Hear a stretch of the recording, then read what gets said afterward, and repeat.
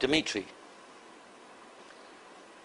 your book suggests that the American government exploded a nuclear weapon underneath World Trade Center buildings 1 and 2. Tell us, what happens when you press the button? Well, first of all, I want to say that this book does not suggest, it proves that the tower was demolished by the nuclear device. The second thing, that probably it is not correct to use the word weapons in regard to this explosion, because the weapons is the thing which is primarily intended to kill the people. But it was just a nuclear demolition device which has no status of weapons, I would say like this. But still, it was a nuclear device. Okay. Just to correct the question, Okay. if you don't mind. Okay, I accept that. Tell us how it works. Okay. Actually, you know, at one point I wrote an article for Wikipedia with detailed explanation how to use the nuclear device to demolish a skyscraper. And it was a good article with a good explanation. This is some page of it with a diagram. But unfortunately, this article did not exist on Wikipedia longer than a week. It was accused of being a crazy conspiracy theory and removed. Yes. Even though I did not mention the World Trade Center in it. The history of this article is like this. Because I have a website and I have some visitors who requested me to write an academic-looking article for Wikipedia on nuclear demolition in general. So I wrote the article with detailed explanation, without mentioning September 11 or World Trade Center or New York or even America. I just only explain on purely technical terms how to use a underground nuclear explosion to demolish a skyscraper. So it means it was nothing, no politics, no conspiracies involved, just purely technical article. Still, it was accused of being 9/11 conspiracy theory and removed. Okay, I still keep it in another website. I made the copy of the Wikipedia article, so it is www.nuclear-demolition-wikipedia.com. So if anyone is interested, he can check it. And I will try to use the same explanation now. Okay, this is the... First of all, I have to explain what is the difference between atmospheric nuclear explosion and underground nuclear explosion. Because many people confuse them, and that's why it seems for them that if nuclear device was used to demolish the World Trade Center, then the devastation around should look like Hiroshima. Okay, I will explain why it should not be. Okay, let's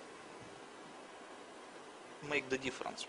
Okay, here we are talking about underground nuclear explosion. And here about atmospheric.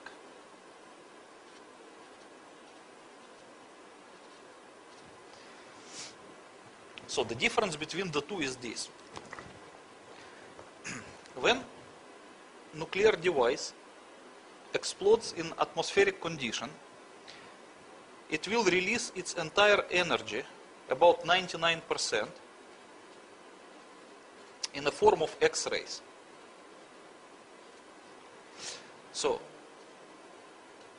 and this is tremendous energy, because the almost entire energy of the nuclear explosion is represented by X-rays. So these X-rays cannot travel far in atmospheric conditions, because the X-rays will be absorbed by the atoms of air. That's why in a few milliseconds, the entire energy of the nuclear explosion will be absorbed by the air. Few tens meters around the hypocenter, depend on the actual yield of nuclear explosions. So this area will absorb the entire energy, and it will be extremely overheated. So it will look like a ball of plasma, very similar to our sun, orange color. And it will emit a secondary radiation, which they call thermal radiation. And this thermal radiation is very similar to sunlight, but just much more intense. And it can travel really far.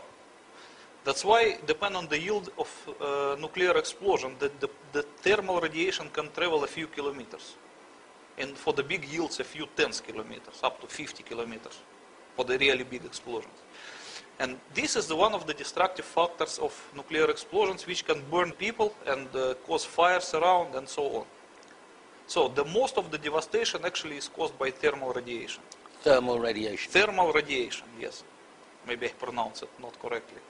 But you understand what I mean. So the secondary factor, which is even more destructive than the thermal radiation, is the air blast wave. So the air blast wave occurs because of the different thing. If this area is extremely overheating, this one, which they call fireballs, it tends to hit the more and more air around itself. So it will expand. And the expansion of the heated area will cause automatically cooling at the middle. So the energy will pass slowly from the center to the periphery of the expanding fireballs. And at one point, the expanding area will break away from the fireballs and will expand on its own.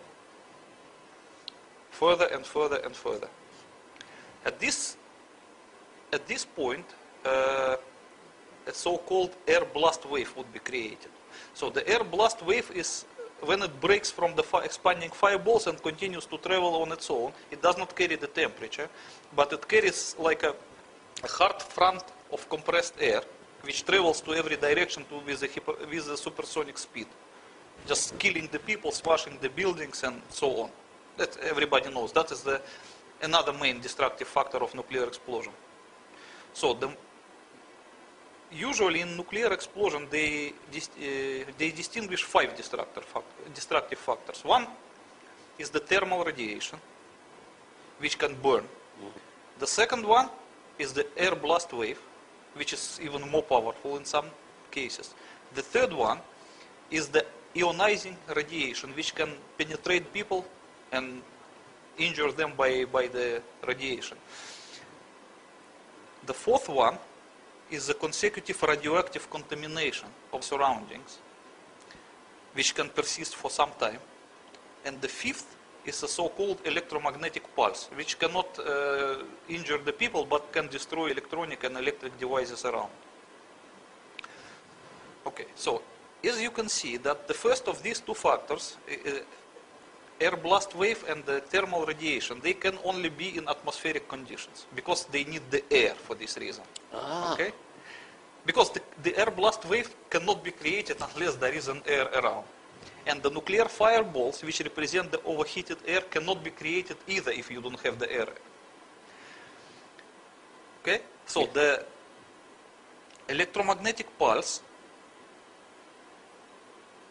is another thing which does not require the air actually, but I will explain it later. And the ionizing penetrating radiation that instantly goes to every direction from the hypocenter of nuclear explosion, that is just a part of primary radiation, because as I said that 99% of it represented by X-rays, but still 1% of it is represented by the gamma rays and the neutrons, which can travel very far and injure the people. So, if we talk now about the underground nuclear explosion, we will see a different picture.